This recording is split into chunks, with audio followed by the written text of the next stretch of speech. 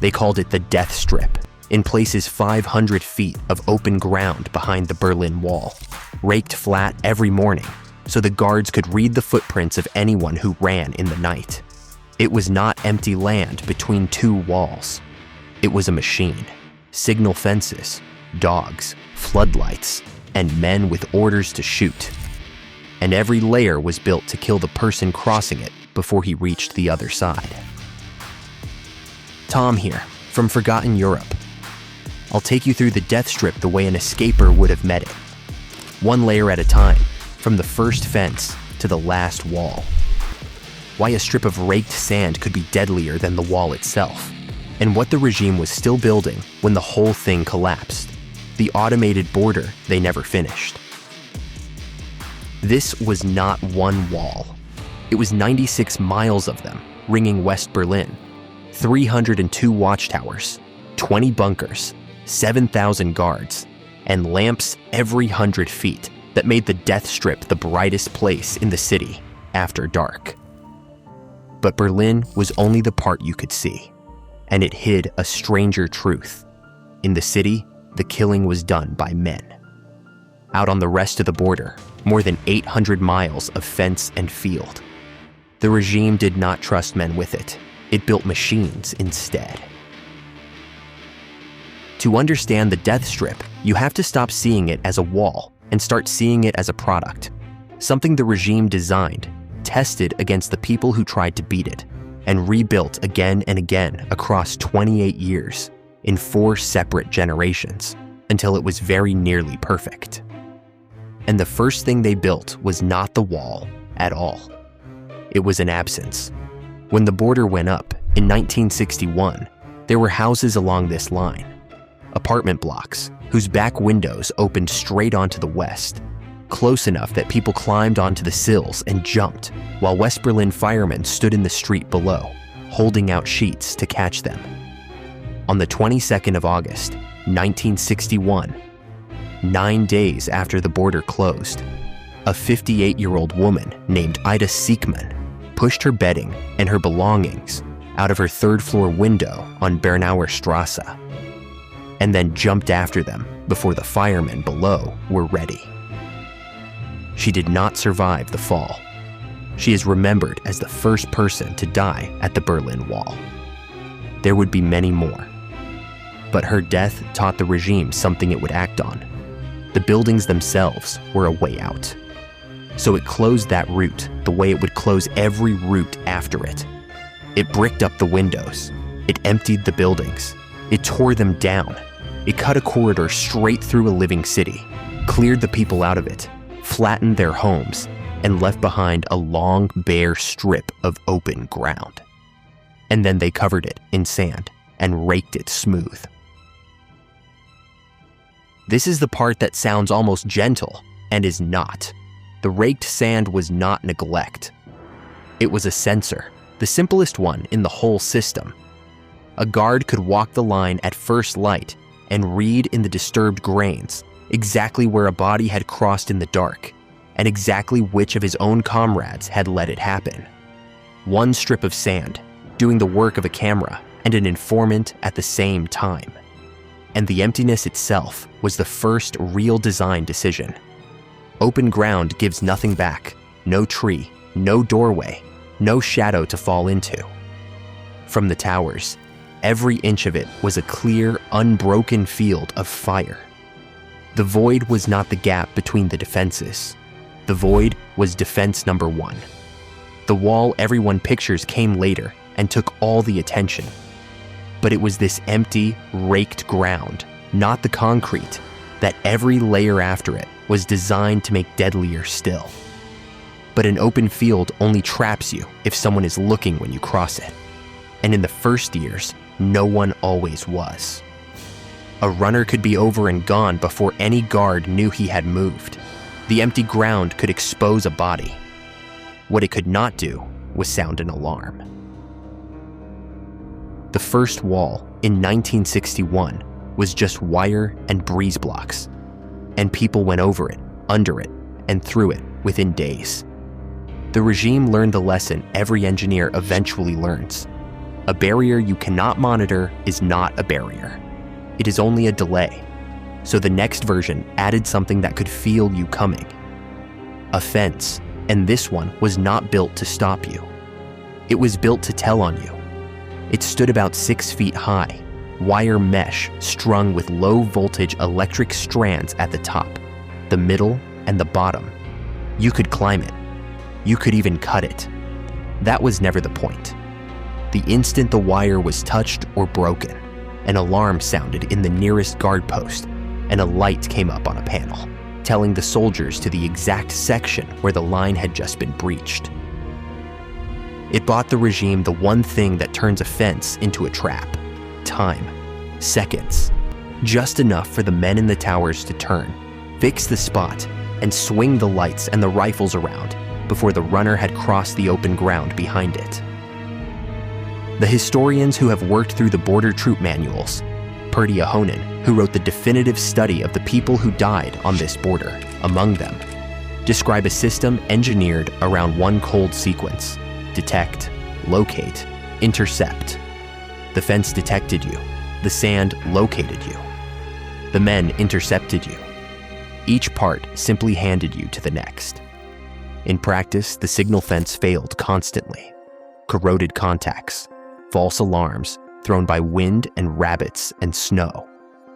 But even a fence that cried wolf did its work. Because a guard who answers 100 alarms and finds a rabbit every time is a guard being trained slowly and deliberately to stop checking and to fire first. Now the fence could see you, but seeing a runner is not the same as stopping one. A fast man over the wire and already sprinting could reach the far wall in the few seconds it took the alarm to register and the rifles to come round. Those few seconds were the whole game, and the strip was about to fill with things whose only purpose was to take them from him. If the fence was the alarm, the obstacles were the brakes, and each one was an answer to a specific way people had already tried to get across. People had rushed the line on foot, so the guards laid mats of upturned steel spikes.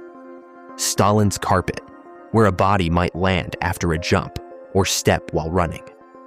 People had driven straight at it, ramming the early wall with trucks and even buses, so engineers gouged deep ditches and welded steel beams into crosses, the Czech hedgehogs, to stop a vehicle dead. And because people moved in the dark, tripwires were rigged to flares, snag one, and a rocket climbed and burst, turning the night white above you, pinning you in the open like an insect on a board. But the sharpest part of the design was never any single obstacle. It was the arrangement. The barriers were placed to do more than slow you down. They pushed a panicking runner out of whatever cover the ground offered and into the widest, most exposed stretch of the strip, exactly where the towers had their cleanest line of sight. You were not only being delayed, you were being pushed into the open, toward the guns, and almost none of it was built to kill you on contact. Not the spikes, not the ditches, not the wire. They were time machines in the cruelest sense, every one of them there to hold you in the open 2 seconds longer, 5 seconds longer, 10. Long enough for the part of the system that did kill to find you. Which left exactly one weakness in the design. All of it, the sand, the alarm, the brakes, depended on the runner being visible. And half of every day, the world is dark. So they took the darkness away. Lamps were set every 100 feet down the whole length of the line, and through every night they burned, until the death strip, this corridor of sand and wire cut through a sleeping city, became the single brightest place in Berlin. Airline pilots used it to navigate. From the air, the path of the wall glowed like a seam of fire across the dark. They had lit it like a film set, and the one scene it was built to prevent, a single figure running for the far side, was the only one that strip would ever stage. Light fixed what the darkness had hidden, but a lit man is still a fast one, and across open ground he could outrun any guard on foot. What he could not outrun had 4 legs. Along long stretches of the strip ran a cable, sometimes hundreds of feet of it, and clipped to it on a sliding chain was a dog, a trained guard dog that could run the full length of its line at a sprint. The dog runs meant there was no quiet section, no soft gap to slip through. Wherever you came over, something with teeth could reach you before a soldier ever did. Behind the dogs and the lights ran the patrol road, where the guards moved. And if, somehow, you crossed all of it, the fence, the sand, the spikes, the dogs, the light, you reached the last wall. And above it, the men. By the mid-1970s, the wall itself had been through its own redesigns. The first was wire. The second and third were concrete and slabs that people still found ways to scale. The fourth and final version, the one the world remembers, was the Grenzmauer 75.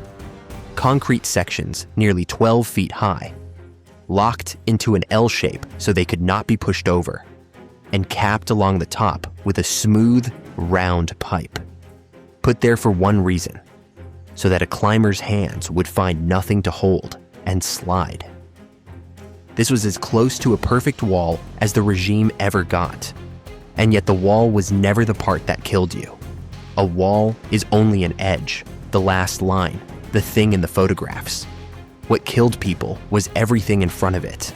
The open, raked, floodlit ground you had to cross to reach it, where there was nowhere to hide, and every second counted against you. The wall only marked where the West began. The strip of sand in front of it was where you died. And it is exactly here that the machine showed the one part it could never fully engineer away. A person.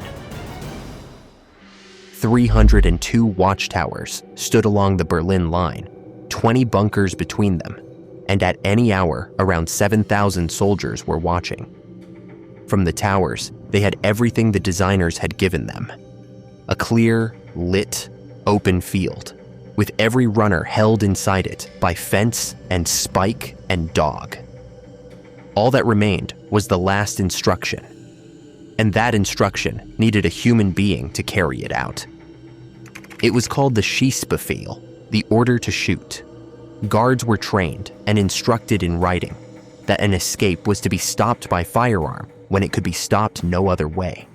And because the regime did not fully trust the men either, they patrolled in pairs, rotated so that no two friends served together too often. Each man, quietly, the other's witness. If one hesitated, the other was meant to report it. If one ran, the other was meant to fire. Even the soldiers were components in the machine, watched by the very thing they were running. On the 17th of August, 1962, 1 year after the wall went up, an 18-year-old bricklayer named Peter Fechter was shot as he tried to climb the wall. Near Checkpoint Charlie, he fell back into the death strip on the eastern side in full view of the west. And then, nothing. No guard came, no medic came. For most of an hour, he lay in the sand and cried out, while crowds on the western side screamed for someone, anyone, to help him, and the soldiers who had shot him watched him bleed to death, rather than step into the open and be seen doing it. It is not the shooting that I find hardest about this. A bullet is fast, almost impersonal in a machine like this one. It is the hour. For the better part of an hour, two cities stood a few yards apart and watched an 18-year-old call out and bleed, and not one of them could reach him, because the strip he had fallen into was built so that stepping onto it meant becoming the next target. The design did not just kill Peter Fechter. It had been built, layer by layer, to make certain no one could save him. He was one of at least 140 people who died trying to cross here. And almost to the very end, the design held. On a February night in 1989, only months before the wall came down, a 20-year-old named Chris Geffroy went into the strip believing the order to shoot had quietly been lifted. It had not. He was the last person ever shot dead trying to cross the Berlin Wall. In Berlin, the killing was done by men who could see you in the light they had built, who had an order, and who were watched to make sure they obeyed it. But Berlin was the show border, the one the cameras could reach. And out on the rest of the line, the regime had already reached a conclusion. The man in the tower was the weakest part of the whole design. So it set about removing him. That border, the one beyond Berlin, was not a few miles of wall. It ran for more than 800 miles, cutting the entire country in two, from the Baltic coast in the north down to the Czechoslovak frontier in the south. Forest, farmland, whole villages, split straight down the middle. The Berlin Wall everyone pictures was only a small, city-sized fragment of it. And out there, the border did not even begin at the fence. It began miles back inside East Germany itself, a restricted zone running the length of the country, up to 3 miles deep, where ordinary people needed a permit simply to live, and whole villages judged unreliable were emptied and bulldozed. The land was hollowed out long before you ever saw a wall. The death strip was not a line. It was a zone, and it reached backward into the country like a wound. And on the most escape-prone stretches of it, for more than 800 miles of forest and farmland, the regime installed the next step in the design, the step that finally took the human out. In the West, they called them automatic machine guns, self-firing guns bolted to the wall, swiveling to cut down anything that moved. Western intelligence believed it. They were wrong. The real device was the SM-70. And it was not a gun at all. It was a directional fragmentation mine, a small, funnel-shaped charge packed with steel cubes, fixed to the fence and wired to a tripwire. Touch the wire, climbing it, cutting it, even brushing against it in the dark. And the charge fired a cone of shrapnel straight along the line of the fence, lethal out to about 80 feet. There was no aiming. There was no operator. There was no warning, no hesitation, and no mercy, because there was no one there at all. The regime had taken the man out of the tower and replaced him with a trigger. Around 60,000 of them were strung along some 270 miles of border. And the regime understood exactly what they did to a human body. One border soldier described finding a deer that had set one off and a patch of ground around it that looked, he said, as if it had been worked over with a rake. For a long time, the West could not even prove what these things were. Then a former East German political prisoner named Michael Gartenschläger crossed back to the fence in 1976 and physically unbolted a live SM-70 from its mount and carried it out. He went back and did it again weeks later. The mine he delivered is how the world finally learned the truth of the device. When he returned a third time, the Stasi were waiting in the dark, and they shot him at the border he had come to expose. I have come to think the SM-70 is the most honest thing the regime ever built. The wall lied. They called it the Anti-Faschistischer Schutzwall, the anti-fascist protection rampart, as if it stood there to keep something dangerous out. The mine did not bother to lie. It faced inward. It killed on contact. It asked no questions and gave no warning. And in doing so, it said more plainly than any wall ever could what the whole border was actually for. If you want to understand this place, do not look at the painted concrete in the tourist photographs. Look at the thing the regime built where it thought no one was watching. You would expect a regime this committed to its machine to only ever add to it. More wire, more mines, more men. And in the end, that was exactly what it planned. But first, oddly, it began tearing pieces out. By the early 1980s, the deadliest part of the border had become a liability. The deaths embarrassed the regime abroad, and West Germany was quietly handing the East enormous loans and trade, money it desperately needed. with the dead of the border hanging over every conversation. So in 1983, the East German leader Erich Honecker announced that the SM-70s would come down. By the end of 1984, they were gone, the buried landmines followed by the summer of 1985. But this was not the regime softening. It was the regime planning the next version. As late as the autumn of 1989, its security men were still drawing up a fully electronic border. They called it Grenz 2000, infrared beams, vibration detectors buried in the soil, fences wired to register a body the instant it touched them, every sensor feeding a central computer. It was the logical end of everything they had been doing for 30 years, a border that would do the watching and the deciding almost entirely on its own. They never built it. And then, in November of 1989, weeks after those plans were drawn, before a single one of the sensors was ever laid, the people the machine had been built to contain walked up to it in their thousands, and the guards, for once, did not shoot. The most engineered border on Earth was undone, in the end, not by a tunnel or a balloon or a flaw in the wire, but by the one component the designers had spent 30 years trying to remove. The men in the towers set down the order they had carried for 28 years and let it happen. The machine that had worked so hard to take the human out of itself was finally stopped by the humans still inside it. At least 140 people died at the Berlin Wall across those 28 years. Along the whole length of the German border, the toll runs far higher. Estimates range from a few hundred to well over 1,000. And historians still argue over the true figure. Today, most of the death strip is gone, built over, planted with grass, forgotten. But if you go to Berlin, to Bernauer Strasse, one stretch has been kept exactly as it stood. The outer wall, the raked sand, the patrol road, a single watchtower. And here is the strange thing.